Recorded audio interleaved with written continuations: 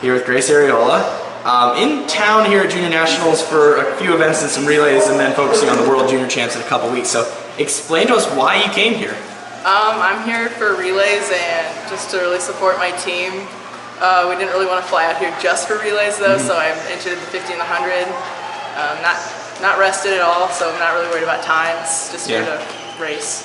Yeah, so how do you go through a meet like this knowing that it's not your meet, but it is the big meet for so many of your teammates? It's just having fun. Like, we're really relaxed.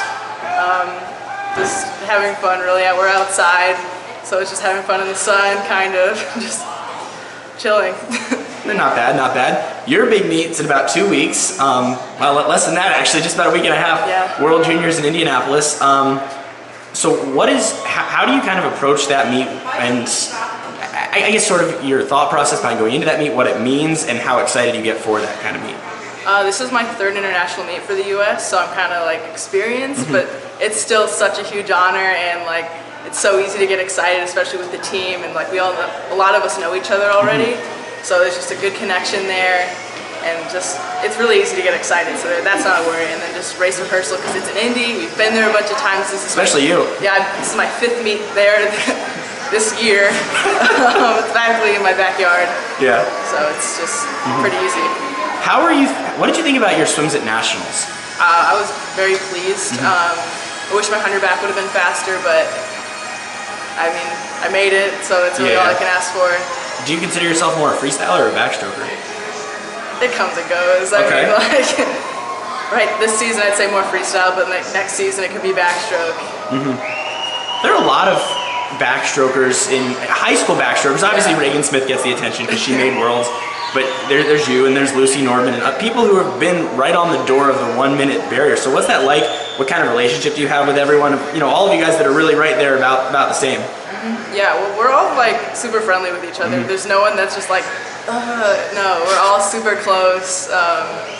Like, I'm super happy for Reagan whenever she goes fast. I'm really ready to be under a minute. I've been like 1:00 8 times, 7-8 times, so I'm just ready for that. Is that something that you're kind of like thinking about a lot as you go to World Juniors? Always. Like, I've been thinking about under a minute for years. So now that I've got hopefully 3 more chances to make it. Yep, because semifinals. So you're going to swim 4 individual events? Yeah.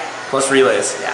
How do you handle all that in the pressure of a Team USA meet with all the international competition and everything at a meet like World Juniors? They're 50s and 100s. I mean, I come from a pretty distance-heavy team, so 50s and 100s aren't that big a deal. So I guess there's the mental intensity that we talk about.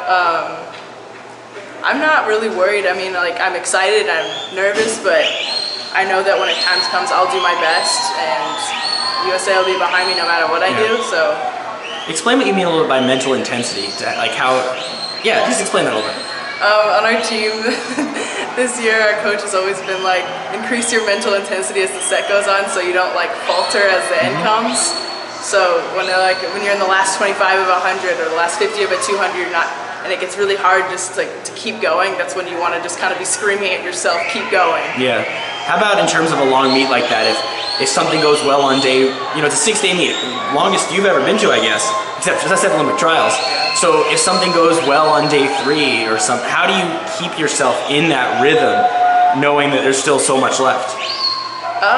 I've always kind of just been level-headed. Like Bob Bowman, I think, once said, like, good swim, move on, bad swim, move on. So I don't really get hung up on successes or failures. Yeah. Just kind of learn from each swim and then move on.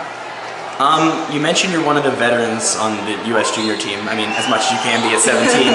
So how does that change your role in a meet like this, and what do you think is expected of you differently than it might normally be? It's definitely changed a lot for me, because when I first went to Singapore in 2015, that was my first trip. I didn't know anybody except for my teammate who went, and I was so shy and quiet, and I just kind of stuck to the back. And I think this year is going to be a lot different for me. I'll be more in the front and like leading cheers, hopefully, and like I don't know what's the word. I can't think of the word.